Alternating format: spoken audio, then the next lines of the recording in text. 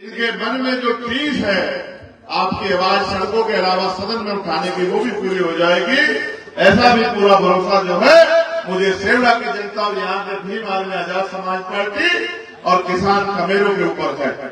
यहाँ इस मंच पर उपस्थित हमारे भीम आर्मी के राष्ट्रीय महासचिव, हमारे मध्य प्रदेश के प्रदेश के अध्यक्ष, भीम आर्मी के सुनील बैरसिया जी और संभाग मंडल जिले के नेता और मेरे साथ चल के आए मेरे भाई, और यहाँ पिछड़े कमजोरों दलितों मजलूमों की आवाज उठा रहे और तमाम तरह से अपनी जान को जोखिम में डाल के आपकी लड़ाई लड़ रहे, अपने स्वाभिमान सम्मान की रक्षा कर रहे भाई नरेंद्र भाटी जी का भी, और उनके साथ आए हमारे प्रदेश कोर कमेटी के मेंबर, राष्ट्रीय कोर कमेटी के मेंबर भाई अमित कसाना जी का भी धन्यवाद करता हूं।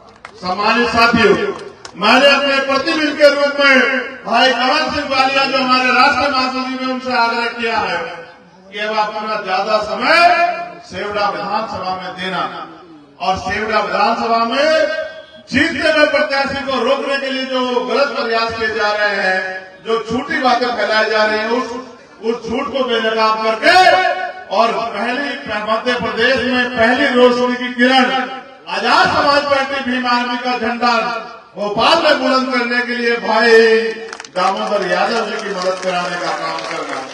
और मुझे विश्वास है कि जो काम मुझसे अधूरा रह जाएगा, जो काम भाटी जी से अधूरा रह जाएगा, जो काम अमित जी से अधूरा रह जाएगा, उस मेरी गैर मौजूदगी में उस काम को भाई कमल जी यहाँ करने का काम करेंगे और गांव गांव गली गली ढाणी ढाणी जाके आपको जागरूक करने का काम करेंगे। सम्मानित मेरे साथियों, इस रोशनी का इंतजाम तो आपने कर लिया, लेकिन मैं अपने समाज से पूछना चाहता हूं, अपने दलित पिछड़े आदिवासी समाज से, अपने अल्पसंख्यक समाज से, जैन सिख बौद्ध ईसाई मुसलमान से, पाल प्रजापति कश्यप रावत मीणा समाज से, जाटा वाल्मीकि पासी धोबी अपने समाज से, कि अगर ना हो देश में लोकतंत्र और संविधान, अगर ना हो लोकतंत्र तो आपकी बस्तियों में कोई ना आए, आपसे कोई चाचा ताऊ आपको ना कहे, आपके पैर कोई ना छुए, आपके दरवाजे पे कोई ना आए, और अगर ना हो देश में संविधान तो आपके बच्चे कभी डॉक्टर, इंजीनियर, आईएएस, आईपीएस ना बन पाए, आगे ना बढ़ पाए, विधानसभा में ना जाए, लोकसभा में ना जा पाए, गांव के सरपंच ना बन पाए। आपको इतिहास अगर याद हो, मैं तो हमेशा इतिहास की बात करता हूं, क्योंकि बाबा साहब अम्बेडकर कहा करते थे कि इतिहास, जिस समाज को अपना इतिहास नहीं पता वो कभी भी अपने भविष्य का निर्माण नहीं कर सकता। इतिहास याद करो, आजादी से पहले न आपको संपत्ति रखने का अधिकार था, न अच्छे कपड़े पहनने का अधिकार था, न मकान बनाने का अधिकार था, न रोजगार करने का अधिकार था, न दिन के उजाले में निकलने का अधिकार था, न आपको फसल उगाने का अधिकार था। आपको राजा महाराजाओं के हिसाब से चलना पड़ता था। राजा महाराजाओं के जाने के बाद अंग्रेजों ने देश में राज किया। अंग्रेज क्या करते थे, लोग क्या करेंगे, अंग्रेज फिर भी न्याय के लिए थे, उन्होंने फिर भी कमजोर शोषितों को पढ़ने का अधिकार दिया। उन्होंने तमाम तरह की कुप्रथाएं थी जो आपके ऊपर लागू की गई, सती प्रथा, विधवा विवाह, बाल विवाह और तमाम तरह की प्रथाएं, उनको रोकने का काम किया, क्योंकि अंग्रेज फिर भी न्याय के लिए थे। अंग्रेज फिर भी चाहते थे कि सब लोग आगे बढ़े। लेकिन आप सोचो कि अगर आपके बीच के लोगों ने अपने सुख दुख, अपने सुख सुविधा त्याग करके आपके लिए लड़ाई लड़ी होती, क्या आपके पास अधिकार होते कि आपके बच्चों को आगे कुर्सी बैठने देता? जहां आज भी इतना छुआछूत भेदभाव हो, धर्म के नाम पे दाढ़ी पकड़ के, बाल पकड़ के मुसलमानों को मारा पीटा जाता हो, जाति के नाम पे घोड़ी पे बैठने पे, मूछे रखने पे, मटकी से पानी पीने पे लोगों की हत्याएं की जाती हो, जहां आज भी किसानों को 10,000, 15,000 के कर्जे पे जेल भेजा जाता हो, किसानों को सुसाइड करना पड़ता हो, आप सोचो उस देश में आजादी कैसी आजादी है? जहां अमीरों के करोड़ों करोड़ रुपए माफ कर देती है सरकार, जहां उद्योगपतियों को 1-1 रुपए लीज पे जमीन देती है, और उसी जमीन पे अगर 10,000 का कर्ज किसान ले ले तो उस किसान को लाठियों से पीट के जेल में बंद करने का काम करती है। आप सोचो आजादी कैसी है?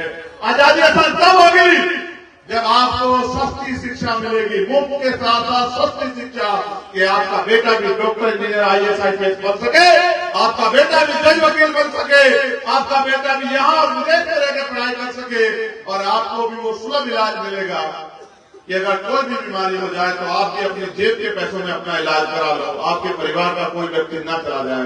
मैं तो बहुत कड़वे शब्दों में कहता हूँ, ये वो महीना है जिसमें मेरे पिताजी का जन्मदिन आ रहा है और इस महीने में भी आने वाली 13 तारीख को मेरे पिताजी का जन्मदिन है और मैं वो अभागा बेटा हूँ जिसने पैसा न होने के कारण अपने पिता के, जिसके पिता ने उसके हाथों में दम तोड़ दिया।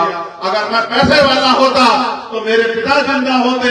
आप ये सोचो अपने दिल पे हाथ रख के, एक पिता को खोने का दर्द कैसा होता है। डॉक्टर बाबा साहब अम्बेडकर भी हमारे पिता थे, फुले भी हमारे पिता थे, साहू भी हमारे पिता थे और धन्यवाद काशीराम साहब भी हमारे पिता थे। हमने कितने पिता खोए लेकिन हमारी जिंदगी नहीं बदली। उनके सपने थे कि उनकी आने वाली संतानें देश पे राज करेंगी, आने वाली संतानें सुख सुविधा से रहेंगी। कहाँ है सुख सुविधाएं? कहाँ है? आज आपके अधिकार में छीनने का प्रयास किया जा रहा है। लुटेरा बहुत खतरनाक है, उनको पता है कि आज लोकतंत्र वोट में शक्ति है। आज आपकी वोट को लूटने के लिए वो तमाम तरह के लूट करके आएगा।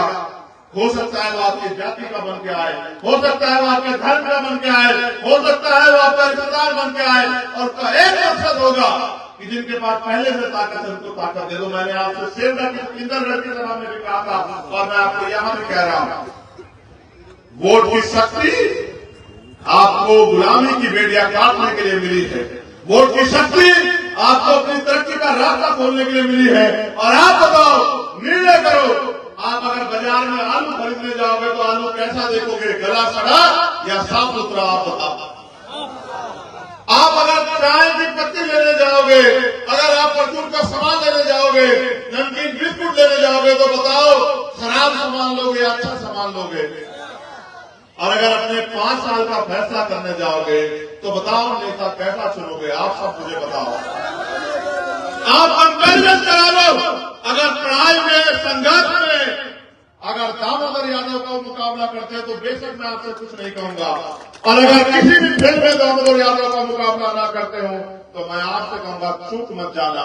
मैंने आज सुबह ही अखबार मैंने भी पढ़ा, मैं भी यही था और मैंने इनको कहा भी कि क्यों एक और नया मुकदमा लगवा लियो, तो उन्होंने मुझसे एक बात कही कि मैं विधानसभा में भी इसलिए जाना चाहता हूं भाई कि इनकी आवाज को सदन में लड़ सकूं।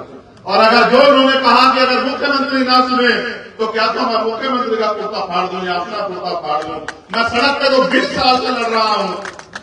उन्होंने कहा अगर आज मैं विधायक होता तो किसानों को वहां चौराहे पर नहीं बैठ करता, गरीबों के बच्चों को सड़कों पे अपने 2 टाइम की रोटी के लिए इंतजार नहीं करना पड़ता। मैं इस क्षेत्र में रोजगार लेके आता, इस क्षेत्र में कंपनी लगवाता, इस क्षेत्र में जो है तमाम तरह के स्कूल कॉलेज बनवाता कि गरीबों के बच्चों को सुख सुविधा अधिकार मिले।